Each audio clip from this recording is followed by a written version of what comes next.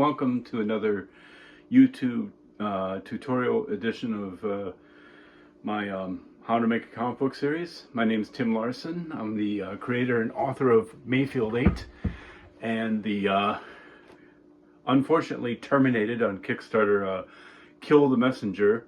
It's coming back to Kickstarter with parts 1 and 2. I'm sorry, but I failed to fund that in December this year. But anyway, I'm still working on that project, and I got more stuff coming up related to working on that project in the next few weeks to come. One thing I want to talk about right now, the funny title of this video, Building Noah's Ark. I would imagine Noah, as he was told to build this thing to hold two of all the animals of the world before the Great Flood, that he had a lot on his mind, a lot of stuff to work on. And similar to working on your comic book, at least for me working on my comic book, there gets to be this point where there's things that keep you up in the middle of the night that you think about, and you're kind of working on the structure of your story and how you are going to make it work.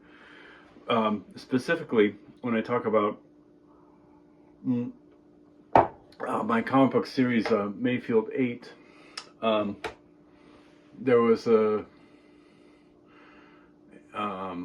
arc to it where there's an action scene. My hero was being chased down the streets on his motorcycle by an angry motorcycle gang, a biker gang, motorcycle club that was hot on his heels.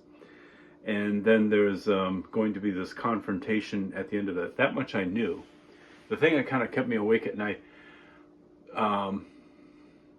was that I had other characters in the story, like I had an evil, crooked state trooper that I wanted to have figure in the story somehow. And I was thinking about how sometimes when you're juggling the elements of your comic book story, like Mayfield 8 here is a 6-parter, so there'll be other parts. This was part 4, I think I was dealing with. And I want to leave room. I want the characters to meet each other, so there'll be a showdown at the end. And the showdown has to happen with the crooked state trooper guy and the hero of my story, the kid.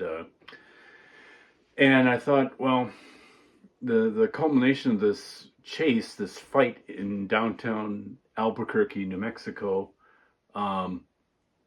winds up with Calvin being knocked off his motorcycle and landing in the public fountain, and then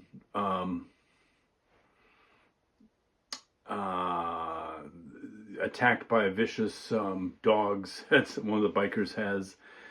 And then that's when the moment came where I realized, oh, this is a good connecting point right here between the state trooper and the kid. Now, I want to preface this by saying that this is a comic book. It's ink on paper. It's not real things, not real people. So unfortunately, the attack dogs, they got shot and killed in the story. Okay, no real dogs were harmed in the story, of course. And I love animals. I think that, in fact, there's a backstory in one of the other comic books of the prose part of it in the back, where there's a revenge taken on for using those dogs as attack dogs. But anyways, so the dogs get shot and killed by the state trooper, who happens to be on the scene. So that tells the reader, like, okay, he was kind of in the background.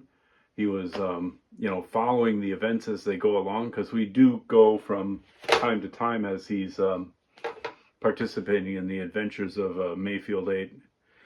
And that's when, like, as a creator, when you're thinking about the elements of your story and how characters can come together, you don't have to strictly follow exact events as they would exactly unfold. You can, so to speak, pull the puppet strings a little bit in your story to get characters together. I think that you see it all the time in really good quality television shows, like, say, The Wire or Breaking Bad, where you enjoy watching it, and then you shut off the TV and you think about it for a bit, and you go, whoa, wait a minute. That's not very realistic, is it? It's like take for example, The Wire has basically um, two main characters who run the drug trade in Baltimore in the early 2000s. It's Stringer Bell, and on the other side of the town is Proposition Joe. Now, any large city like Baltimore would not have just, two guys basically running the whole show. There'd be a whole network, right? It'd be much, much more complicated than that. And I forget his name, but the creator of the show, in one-on-one interviews where he's talking about it to the camera, he did say, like, I like this character. He's a combination actually of two or three people I knew. You see that pretty common in television and in movies where, especially if it's drawn from real life, the writer will kind of remember like two people, maybe three people, and combine them into one character just for the sake of expediency, to not burden the audience, the reader, the viewer of your show, the reader of your comic book, with too much detail, just to simplify it a little bit. And I think to some extent you can do that, like I did in Mayfield 8 here, and you can do that in comics where you take stuff that's like characters or scenes or things you want to have happen, and work them in so that it seems like it's an organic, natural culmination and occurrence of things. One funny example of a workaround was Tolkien, J.R.R. Tolkien, with The Lord of the Rings. I heard somewhere that he was a stickler for keeping it realistic, in the sense that, okay, he's established the magic and the power and everything, but it has to work along physical, believable um, a level. So he had a problem where Gandalf the Wizard was in different places in Middle Earth, and able to get there a little bit too quickly. Now, he doesn't want to have him have the power of teleportation, because that would just undo half of the stuff in the story, because he's participating in these arduous quests to get that ring, bring it, entrust it with the hobbits and blah, blah, blah. So he invented the horse, Shadowfax, who was a super, super fast horse. Gandalf could get on the horse and go here, go there, go here, go there, and problem solved. He's got the mechanism, the medium in which to be in certain places, and it doesn't damage the structure of Lord of the Rings. It helps to keep everything still grounded in realism. So that's kind of a sidetrack of what I was talking about. But anyway, the comic book Mayfield 8, with the state troopers shooting the dogs, and then he scoops up Calvin, my hero of the story, who's got knocked off his motorcycle. He's in the fountain, and then Officer Sturgeon drags him in for questioning and an interview. And not to spoil the comic book for you, but he was able to participate in the story that way by coming right at the right moment where there's this kind of climax, this apex in the story where my hero is in a lot of trouble and almost going to be killed by these two attack dogs.